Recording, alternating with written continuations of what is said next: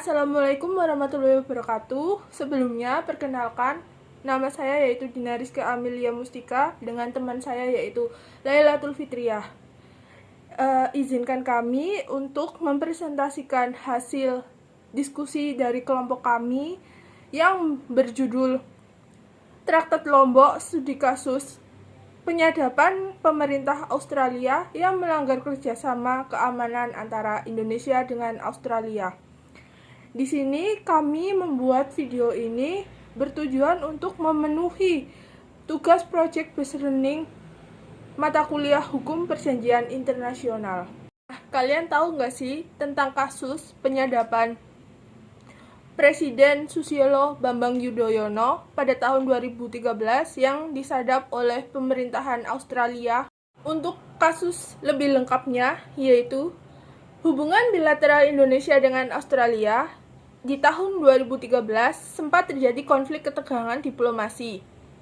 Hal ini disebabkan karena adanya penyadapan pada telepon genggam milik Presiden Susilo Bambang Yudhoyono, sehingga dianggap melanggar perjanjian antara Australia dengan Indonesia, terkhususnya pada Traktat Lombok, sehingga banyak mendapatkan kecaman oleh berbagai pihak, baik di negara Indonesia maupun negara Australia.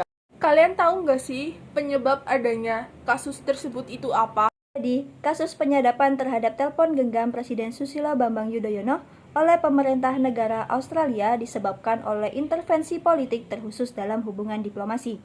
Dan perbuatan ini dianggap melanggar pasal 3 ayat 1 dan pasal 27 ayat 1 serta pasal 41 ayat 1 dan 3 Konvensi Wina 1961, yang mana kebebasan terhadap komunikasi itu dicederai oleh intervensi untuk kepentingan negara lain. Intervensi politik memang sering terjadi dalam hubungan antar suatu negara, bukan? Namun, dalam kasus penyadapan, tentunya kedua belah pihak negara yang sudah berhubungan baik diharuskan untuk menyelesaikan permasalahan tersebut sesegera mungkin. Jadi, mekanisme penyelesaiannya itu seperti apa sih? Jadi, terhadap penyelesaian kasus ini, Indonesia dan Australia menggunakan 3 mekanisme penyelesaian. Mekanisme yang pertama adalah dengan jalan negosiasi. Indonesia dan Australia menggunakan penyelesaian negosiasi untuk menyelesaikan kasus penyadapan terhadap telepon genggam Presiden Indonesia Susilo Bambang Yudhoyono di tahun 2013. Teknik negosiasi yang digunakan adalah middle diplomasi, di mana Indonesia mengusulkan untuk memperbaiki kembali hubungan diplomasinya dengan negara Australia dan memperbaiki hubungan luar negerinya. Di samping negara Indonesia juga menarik duta besarnya di Canberra dan juga secara sementara menghentikan kerjasama terhadap Australia. Mekanisme yang kedua, Indonesia dan Australia menempuh langkah-langkah diplomasi. Langkah yang pertama, Indonesia menunggu klarifikasi dan juga akuntabilitas dari negara Australia. Langkah kedua adalah peninjauan agenda dan penghentian sementara kerjasama dalam pertukaran informasi. Langkah ketiga, Indonesia berupaya untuk menetapkan bentuk kode etik dan prinsip-prinsip panduan untuk melanjutkan interaksi kedua belah negara di berbagai bidang. Mekanisme terakhir yang digunakan oleh negara Indonesia dan negara Australia, yakni Presiden Indonesia mengajukan 6 peta jalan yang bermuara pada dibuatnya Code of Product yang disetujui oleh Julie Bishop yang disesuaikan oleh ketentuan yang ada dalam Traktat Lombok.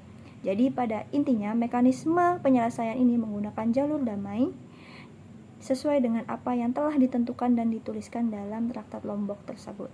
Jadi, ketiga mekanisme di atas, apakah efektif untuk menyelesaikan kasus penyadapan antara Indonesia dengan Australia? Kasus penyadapan tersebut tentunya melanggar Traktat Lombok yang dibuat oleh negara Indonesia dan juga negara Australia. Namun, terkait efektif atau tidaknya penyelesaian tersebut, maka dapat dikatakan efektif sesuai dengan apa yang dipedomankan dalam Traktat Lombok, yakni dengan jalur damai atau non-militer, dengan diplomasi dan negosiasi antar kedua pihak Indonesia dan Australia yang ditandai dengan dibuatnya Code of Product. Jadi, pada intinya, pada kasus penyadapan terhadap telepon seseorang, kepala negara, oleh negara lain, itu merupakan pelanggaran serius terhadap kedaulatan nasional. Tindakan ini dianggap sebagai penghinaan dan melanggar etika hubungan internasional, serta prinsip non-intervensi. Sehingga menurut pendapat kami dalam kasus ini, penyelesaian hubungan bilateral antara Indonesia dan Australia dalam Traktat Lombok pada kasus penyadapan telepon genggam Presiden Susilo Bambang Yudhoyono di tahun 2013 membuahkan hasil yang ditandai dengan disahkannya dan ditandatanganinya Protokol Code of Conduct. Hingga pedoman penyelesaian sengketa secara damai yang tertuang dalam Traktat Lombok benar dilakukan oleh kedua negara tersebut dengan non-militer serta memakai cara diplomasi dan negosiasi dengan memperhatikan kepentingan kedua belah pihak tanpa terkecuali.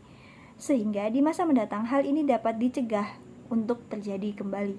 Hubungan diplomasi dan kerjasama tetap terjalin dengan baik tanpa perpecahan serta perjanjian dapat berjalan secara efektif dan efisien. Sekian presentasi dari kelompok kami, kurang lebihnya kami mohon maaf.